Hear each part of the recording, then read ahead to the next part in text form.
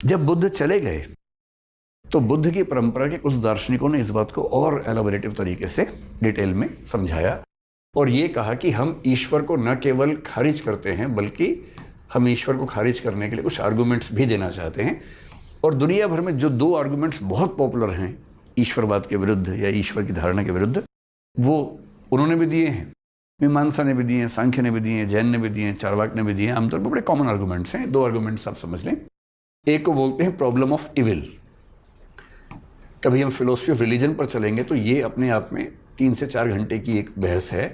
इसको हिंदी में बोलते हैं अशुभ की समस्या। और ये कोई ऐसी चीज़ नहीं है, ये आपके दिमाग में कम से कम 100 बार बात आ चुकी होगी, बस उसका नाम आपको नहीं पता है। उसका नाम है द प्रॉब्लम ऑफ इविल या अशुभ की समस्या। और दूसरे को बोलते हैं the purpose of the world, the purpose of creation कह लीजिए। ये भी एक समस्या है।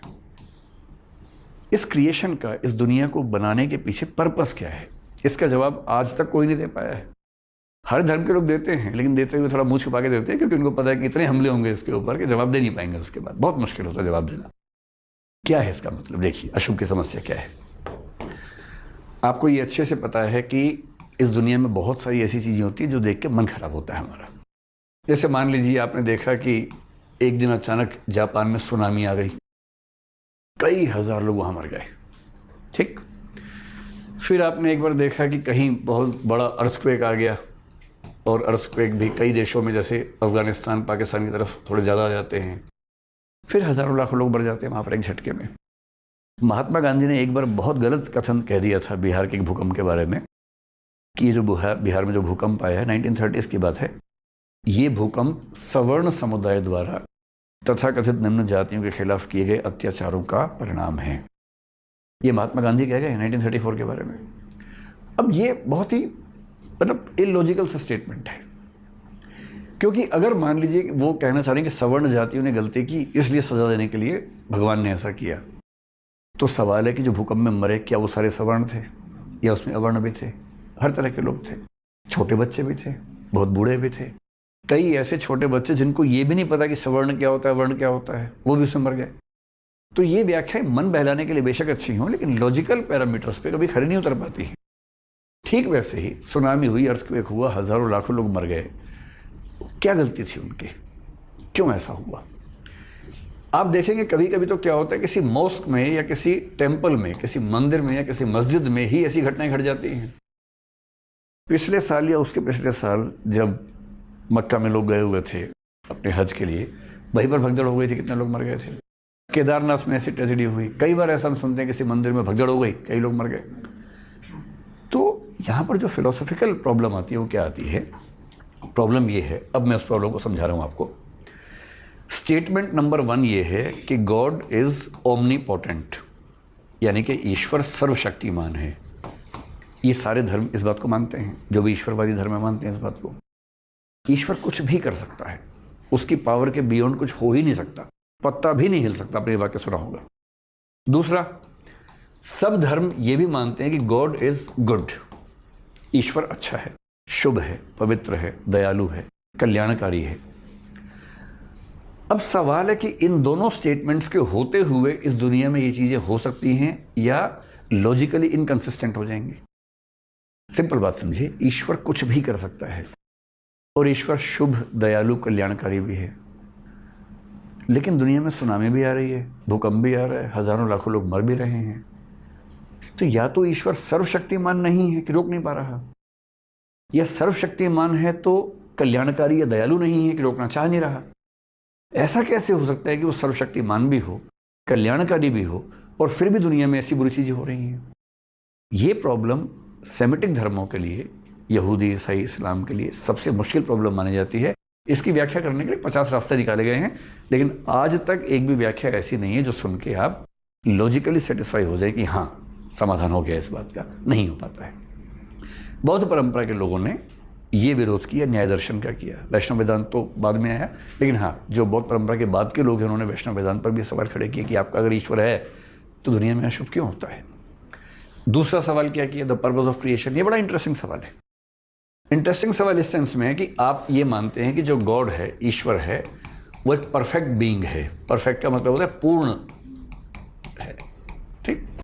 अच्छा, आप लोग परफेक्ट हैं कि इम्परफेक्ट हैं? इम्परफेक्ट हैं। और पूर्ण हैं, अपूर्ण हैं? दोनों का कनोटेशन थोड़ी अलग होती है समझने के लिए।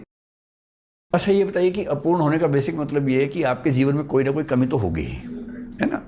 कुछ ना कुछ तो ऐसा है जो अभी लग रहा है कि ये हो जाए तो थोड़ा मज़ा आ जाए, ऐसा लगता होगा ना। और ऐसी चीज़ें कितनी हैं, 2 4 5 अभी दिमाग में आती होंगी। बस ये हो जाए, बस इतने पैसे इकट्ठे हो जाएं, इतना सम्मान हो जाए, 2 4 प्यारे प्यारे बच्चे घर में हो जाएं, और ये सब। तो अभी हो सकता है आपके मन में आता हो कि ये 3 चीज़ें हो जाएं, ये चेकलिस्ट पूरी हो जाए तो फिर मैं बस लाइफ विल बी परफेक्ट। पर जब तक वो 3 चीज़ें होंगी, पहली बात तो होंगी नहीं एग्जैक्टली जैसे आप चाह रहे हैं, कुछ ना कुछ रह ही जाएगा लेकिन मान लीजिए वो हो भी गई, तो भी आप पाएंगे कि उन 3 के होते होते कुछ ना कुछ और ऐसा हो गया है। अब आपको लग रहा है कि नहीं यार, ये तो ठीक नहीं है, ये और हो जाए। और इसी रेस में लगे लगे लगे लगे अंत में एक दिन राम नाम सत्य हो जाएगा, और अधूरेपन के साथ ही सबको मरना है, ये तय है। हाँ, इटरनल सत्य यही है कि एक अधूरापन लेके ही सब लोगों को मरना है, ठीक। पर गॉड परफेक्ट है। एक बार इमेजिन कीजिए कि अगर कोई व्यक्ति पूर्ण है, इमेजिन कर लीजिए पूर्ण है, परफेक्ट है।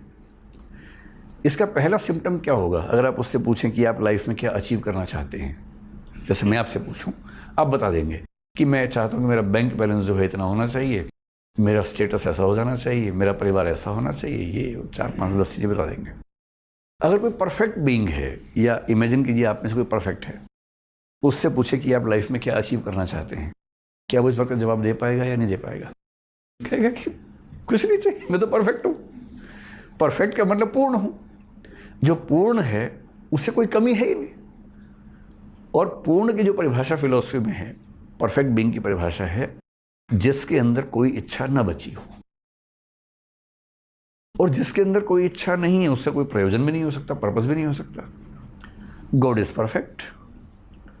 अगर गॉड परफेक्ट है तो उसने दुनिया किस प्रयोजन से बनाई, किस पर्पस से बनाई? दुनिया बनाने वाले क्या तेरे मन में समाई, काहे को दुनिया बनाई। ये गाना सुना है ना, काहे को दुनिया बनाई। गाना तो गाना है, इस बात का जवाब पूरी वर्ल्ड फिलोसफी में एक भी फिलोसफर आज तक दे नहीं पाया। जवाब तो 50 दिए गए हैं।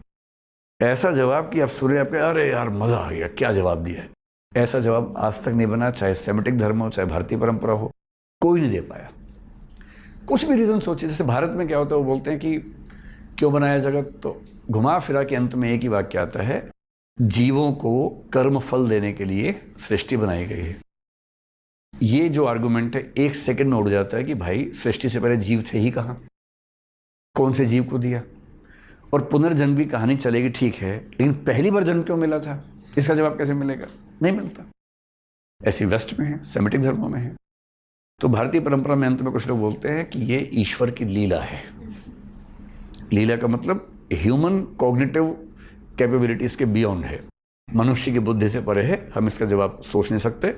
ईश्वर ही जानता है कि उसने सृष्टि क्यों बनाई। यही वेस्ट में घुमा फिरा के बोल देते हैं। फिर एक सवाल है, वो अभी पता नहीं उसमें आपको ले जाना ठीक लगेगा या नहीं, मोटी मोटी बात अभी समझ लीजिए, इस सवाल पर बाद में विस्तार बात करेंगे कि गॉड अगर परफेक्ट है, परफेक्ट जो है उसके पास कोई पर्पस हो नहीं सकता, वो पर्पस से परे है। पर्पस तो उनके लिए है जिनका इम्परफेक्शन है, कमियां जीवन में है।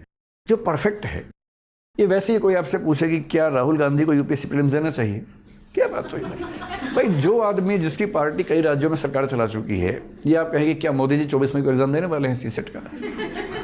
क्यों देंगे भाई?